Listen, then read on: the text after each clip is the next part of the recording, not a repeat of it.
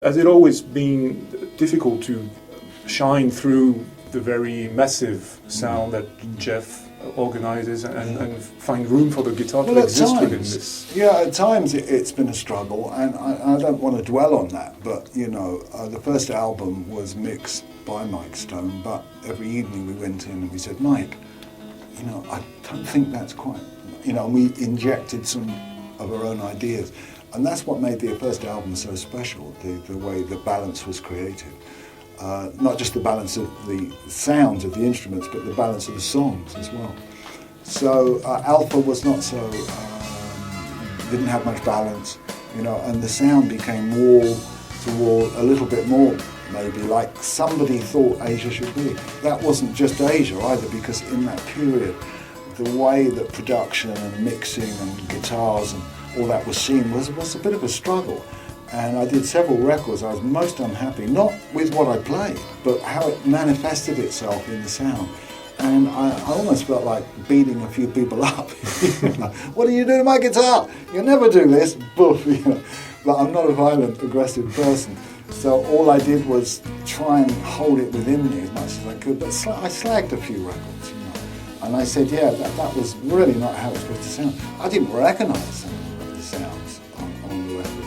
So I was disappointed. But to make up for it, I decided to make more of my own records, like Turbulence was done after that, where I sat with that record for a whole year, and I said, this record, nobody's asked me to do it, but this record will amplify what I do.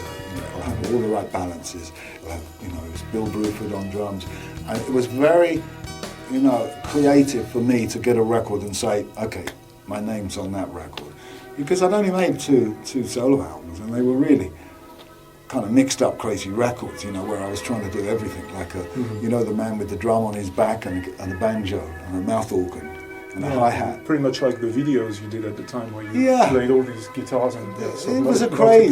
Yeah, it was a craze I had. It was a bit more Les Paul than I really wanted to be.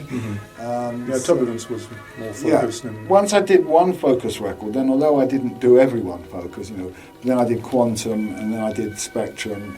And basically they're the kind of records that really signify what I do. So I just had more pleasure and more determination to get my records right, even if the group records suffered from somebody we didn't even know mixing it, you know, somebody in LA sitting there with a bunch of faders, most probably putting stuff up his nose and drinking out of his head. I don't know, but if I'd been there it would have sounded totally different. And an indication is like when Keys to Ascension came along, and we did fight over those mixes, but the first live record I mixed because I said, we've got to make a live record that you can listen to, not like some of the others that just get released, you know.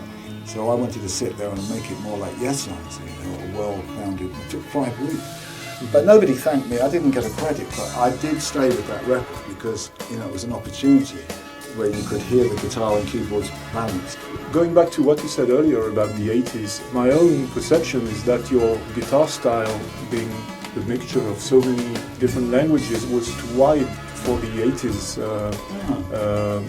aesthetic of music, which sort of narrowed, and it was hard to get all that richness of influences, which digital, yes. By the mid part of the decade, digital was new, and digital then was very harsh, and everybody loved it because it didn't hiss, you could mess with it, and, you know. But one day we went back in the studio and said, "Where's the bass?" It's not there. What? We've got it. No, it's not there. Alpha comes to mind. Well, Alpha was still analog, I think, but GTR, but the bass was very much missing.